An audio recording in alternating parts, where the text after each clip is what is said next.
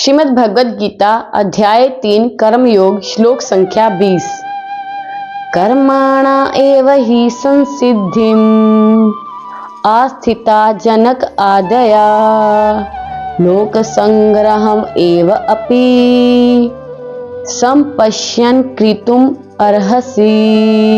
अर्थ, जनक जैसे राजाओं ने केवल नियत कर्मों को करने से ही सिद्धि प्राप्त की, अतः सामान्य जनों को शिक्षित करने की दृष्टि से तुम्हें कर्म करना चाहिए। तात्पर्य, जनक जैसे राजा स्वरूप सिद्ध व्यक्ति थे, अतः वे वेदानुमोदित कर्म करने के लिए बाध्य ना थे, तो भी वे लोग सामान्य जनों के समक्ष आदर्श प्रस्तुत करने के उद्देश्य से सारे नियत कर्म करते रहे। जनक सीता जी के पिता तथा भगवान श्री राम के ससुर थे।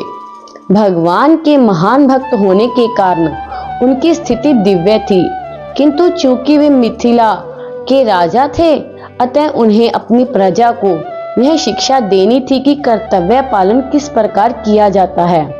भगवान कृष्ण तथा उनके शाश्वत सखा अर्जुन को कुरुक्षेत्र के युद्ध में लड़ने की कोई आवश्यकता नहीं थी, किंतु उन्होंने जनता को यह दिखाने के लिए युद्ध किया कि जब सत्य परामर्श असफल हो जाते हैं तो ऐसी स्थिति में हिंसा आवश्यक हो जाती है।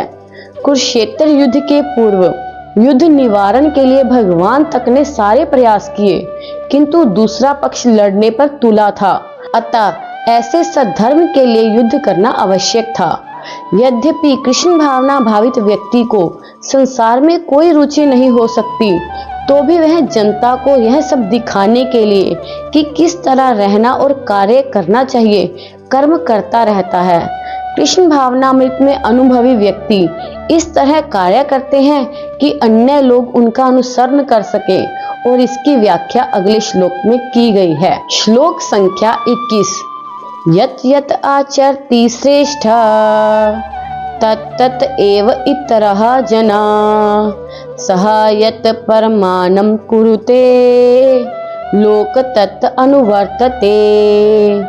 अर्थ, महापुरुष जो आचरण करता है, सामान्य व्यक्ति उसी का अनुसरण करते हैं। वह अपने अनुसरणीय कार्यों से जो आदर्श प्रस्तुत करता है, संपूर्ण विश्व उसका अनुसरण करता है। तात्पर्य, सामान्य लोगों को सदैव ऐसे नेता की आवश्यकता होती है जो व्यवहारिक आचरण द्वारा जनता को शिक्षा दे सके। यदि नेता स्वयं धूम्रपान करता है तो वह जनता को धूम्रपान बंद करने की शिक्षा नहीं दे सकता। चैतन्य महाप्रभु ने कहा है कि शिक्षा देने के पूर्व शिक्षक को ठीक ठीक आचरण करना चाहिए।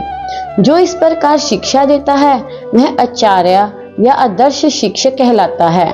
अतः शिक्षक को चाहिए कि सामान्य जन को शिक्षा देने के लिए स्वयं शास्त्रीय सिद्धांतों का पालन करे। कोई भी शिक्षक प्राचीन प्रामाणिक ग्रंथों के नियमों के विपरीत कोई नियम नहीं बना सकता। मनु संहिता जैसे प्रामाणिक ग्रंथ मानव समाज के लिए अनुसरणीय आदर्श ग्रंथ हैं। अतः नेता का उपदेश ऐसे आदर्श शास्त्रों के नियमों पर आधारित होना चाहिए। जो व्यक्ति अपनी उन्नति चाहता है, उसे महान शिक्षकों द्वारा अभ्यास किए जाने वाले आदर्श नियमों का पालन करना चाहिए। श्रीमद् भागवतम भी इसकी पुष्टि करता है कि मनुष्य को महान भक्तों के पद चिन्हों का अनुसरण करना चाहिए, और आध्यात्मिक बोध के पथ में प्रगति का यही साधन है। चाहे राजा हो या राज्य का प्रशासनाधिकारी, चाहे पिता हो या शिक्षक, ये सब अबोध जनता के स्वाभाविक नेता माने जाते हैं। इन सब का अपने आश्रितों के प्रति महान उत्तरदायित्व रहता है, अतः इन्हें नैतिक तथा आध्यात्मिक संहिता संबंधी आदर्श ग्रंथों से सुपरिचित होना चाहिए। आज का श्रवण हम यहीं पर समाप्त करते हैं और आगे आने वाली वीडियो में अगले श्लोकों का श्रवण करेंगे। अगर आपको ये भगवद गीता सीरीज अच्छी लग रही है तो इस वीडियो को ज्यादा से ज्यादा शेयर करें। हरे कृष्णा।